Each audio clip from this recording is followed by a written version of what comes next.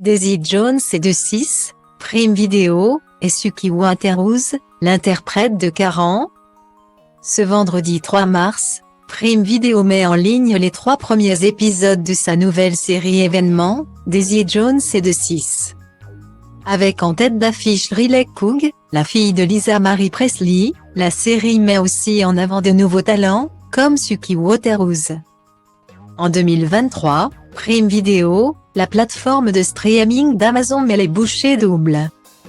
Il y a d'abord, depuis début janvier, la diffusion de la série The Last of Us. Adaptée du jeu vidéo éponyme, et portée par Pedro Pascal et Bella Ramsey, série qui fait beaucoup parler notamment pour ses qualités et les sujets qu'elle aborde.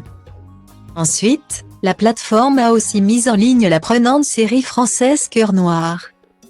Avec en tête d'affiche un Nicolas Duvauchel plus que convaincant. Assez de titres qui cartonnent. Voilà qu'une nouvelle série arrive, pour le plus grand plaisir des fans des années 70. Daisy Jones et de 6 est l'adaptation du best-seller du même nom, dans laquelle on suit l'histoire d'un groupe de musique dans les années 1970. Entre histoire d'amour, de trahison, excès et une bande-son 60s, 70s plaisante. La série a tout pour plaire, avec aussi un casting réjouissant, à l'image de la présence de la sublime et envoûtante Suki Waterhouse. Si la plupart d'entre vous connaissent Suki Waterhouse, c'est à cause de sa relation avec l'acteur Robert Pattinson.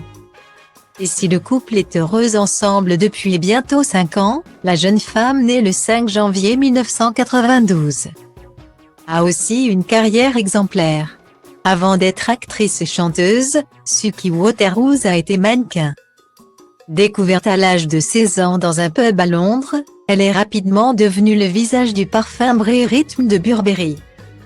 Puis elle a fait la couverture des plus grands magazines de mode, comme Vogue, Grazia ou bien Elle.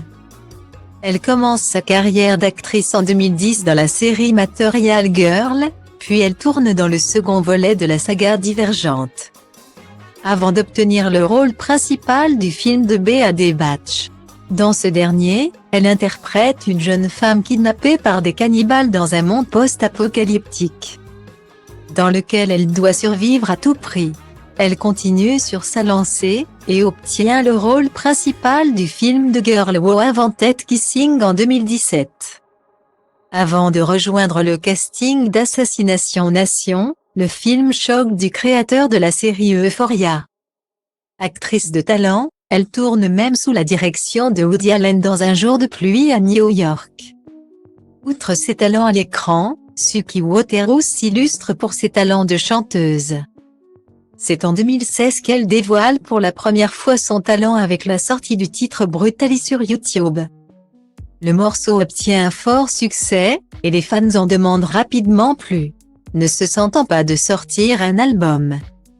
Elle poste plusieurs titres et clips sur internet avant que le confinement la pousse à se lancer dans l'écriture d'un album entier comme elle le dévoile au magazine anglais indépendant. Je me suis dit, si tu ne le fais pas maintenant tu ne le feras jamais.